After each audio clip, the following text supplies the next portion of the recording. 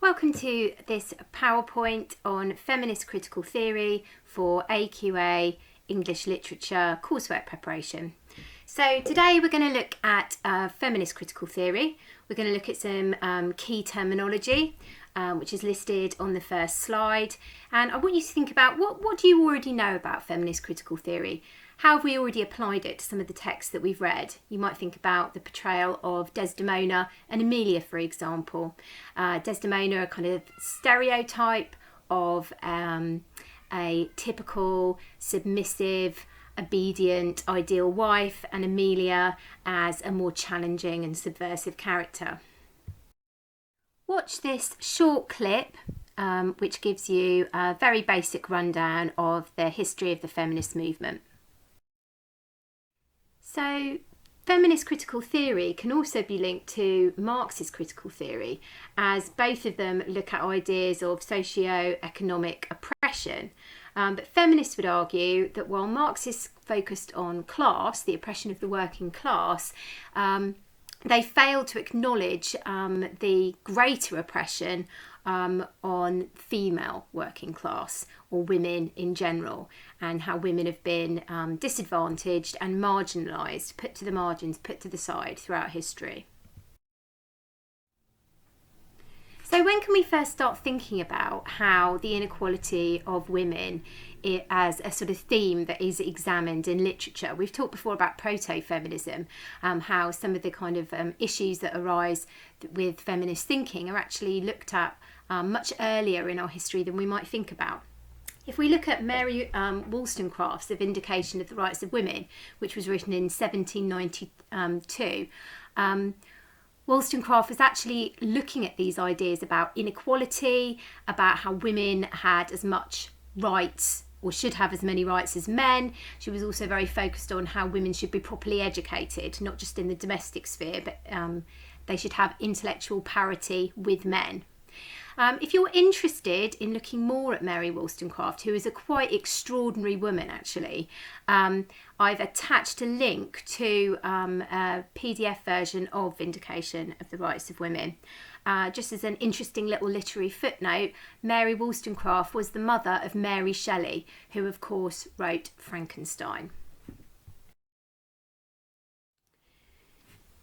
So when we think about how women and men actually represented in literature, it's often quite kind of gendered in its portrayal. There are often stereotypes that we become so used to seeing that we don't actually see them anymore. So female figures might be presented as a kind of innocent victim. Think about your kind of Snow White or your Cinderella, victim of circumstances, needing to be rescued by a handsome prince. And then you've got more negative portrayals, like the kind of shrewish, nagging wife, or the evil seductress. And when you're kind of surrounded by these representations all the time, these stereotypes, they come to sort of represent a truth that you almost don't question. But feminist critics see these roles as culturally assigned. They're not natural. Women don't naturally play these roles. They are portrayed as behaving, or even behave in a way that society expects them to. And often in literature, if women break out of these roles, if they define them, if they challenge them or question them, then they come to a bit of a sticky end. You might think about poor Emilia, who stands up to her husband and is almost instantly stabbed to death. You might also look at Tess of the D'Urbervilles, a novel by Thomas Hardy, where Tess, despite the fact that she's innocent and good and beautiful, has sex out of marriage. Actually, it's heavily implied that Tess is raped, and goes on to have a baby out of wedlock. After that, she's on a downward spiral that she can't get out of, and sorry for the spoilers, but she ends up being executed at the end of the book for murder.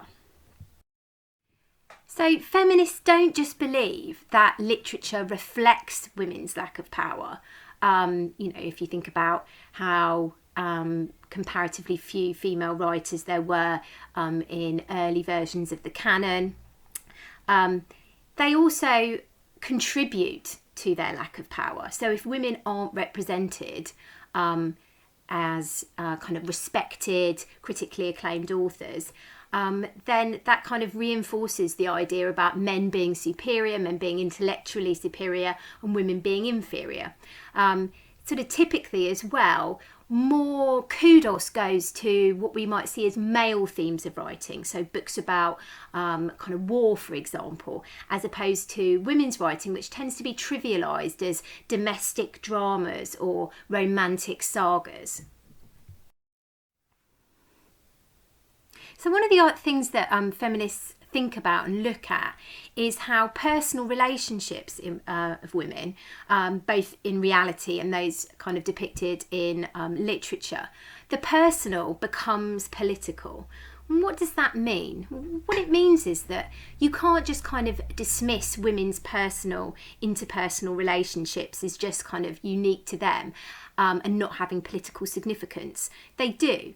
If you look at an issue like housework or childcare, for example, if women are taking on the bulk of the work around the house, if they're doing the majority of the childcare, if they end up giving up or cutting down on their paid work in order to continue to fulfill these kind of typically female roles, then that has an impact politically. There are less women in the workforce, there are less women in parliament, there are less women making the laws, there are less women producing literature or critiquing literature. The personal is political. So lots of feminist critics think that there's a kind of assumption with a lot of male writers that the person who's reading the work is male, and that they have these kind of male viewpoints, perspectives and experiences that the writer is deliberately aiming their book at, if you like.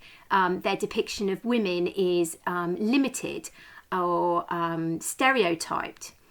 And female writers are also guilty of depicting relationships in a problematic way sometimes. So if we think about something like Gone with the Wind by Margaret Mitchell, there's a scene towards the end of the book where Scarlett and Rhett, who have this kind of tempestuous relationship, sort of love-hate relationship, where he sort of commits an act of sexual violence upon her. It is essentially a rape scene, but it's kind of excused because the idea is, oh well, he got swept away with his strong feelings and this is what men do.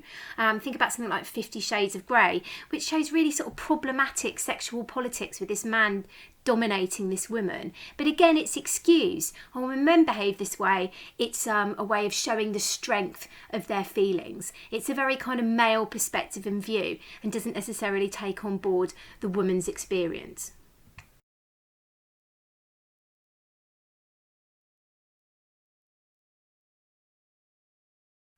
So you might have heard about different waves of feminism. So for example, the first wave of feminism is generally seen to be something that is kind of focused on women obtaining basic rights, if you like. So even Mary Wollstonecraft, the proto-feminist we referred to earlier, she wasn't actually advocating complete equality between men and women, as in, men taking on 50% of the housework and women going out to work. She didn't even think that men and women were what she called morally equal. She thought men had a stronger sense of moral purpose and needed to guide their wives.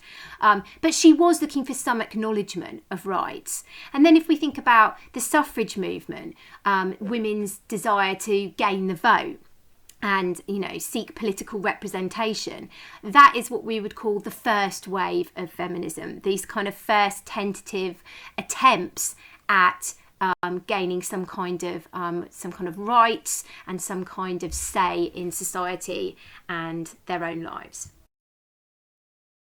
So second wave feminism sort of dates from the 60s and 70s.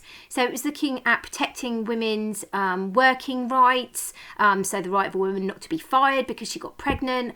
Also thinking about gender reproductive rights, so a woman's right to a safe abortion, for example. This is something that was looked at in second wave feminism.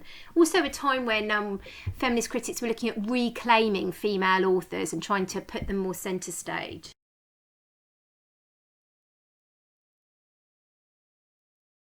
So there's this desire to construct a new canon of writing. The canon is something that you've hopefully done some reading about and we will look at maybe next week.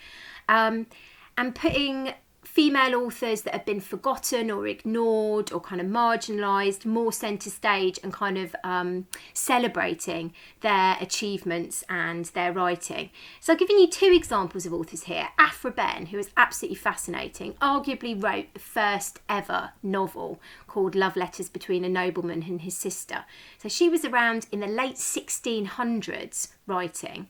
And Zora Neale Hurston was a black American writer. Her most famous novel is called Their Eyes Are Watching God, and she started writing in the 1930s. If you're up for a bit of a challenge, research one of these authors and write a little mini biography of them. Why was their work neglected for so long, and what's its cultural significance? You might even want to look up one of these books and have a think about reading them.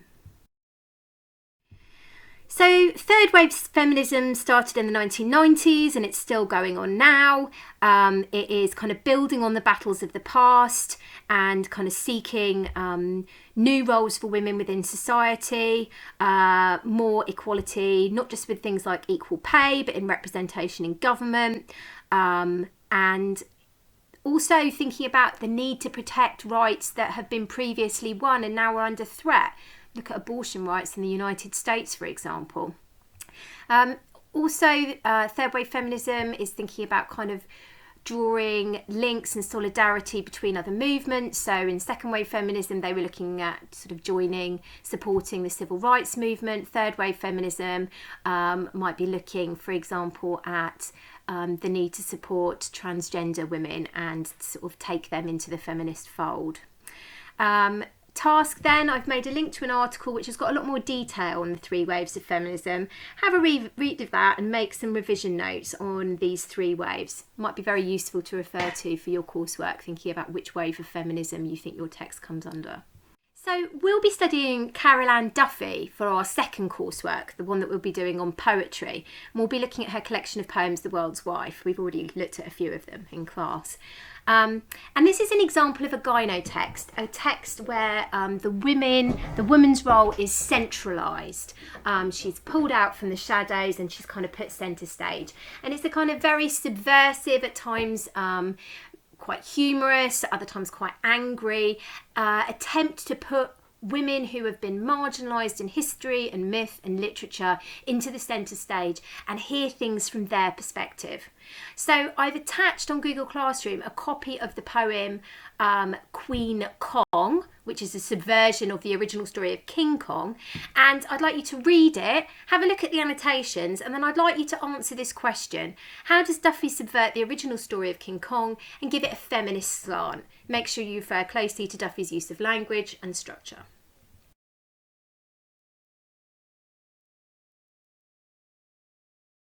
So, what next? So, what I'd like you to start thinking about now is, if you think you might be interested in using feminist theory for your novel coursework, how could you apply some of the ideas that we've been thinking about today?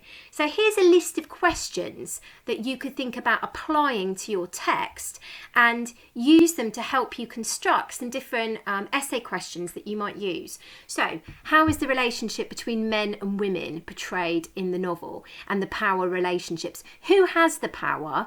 That might be economic power, it might be emotional power, it might be political power, domestic power. Who has the power in the novel, and how is this portrayed? How is this shown?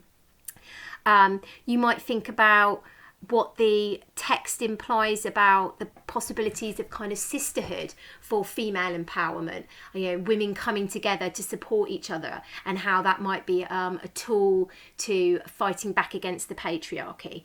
Make a list of a few questions that you think you might be able to apply to the novel that you're studying.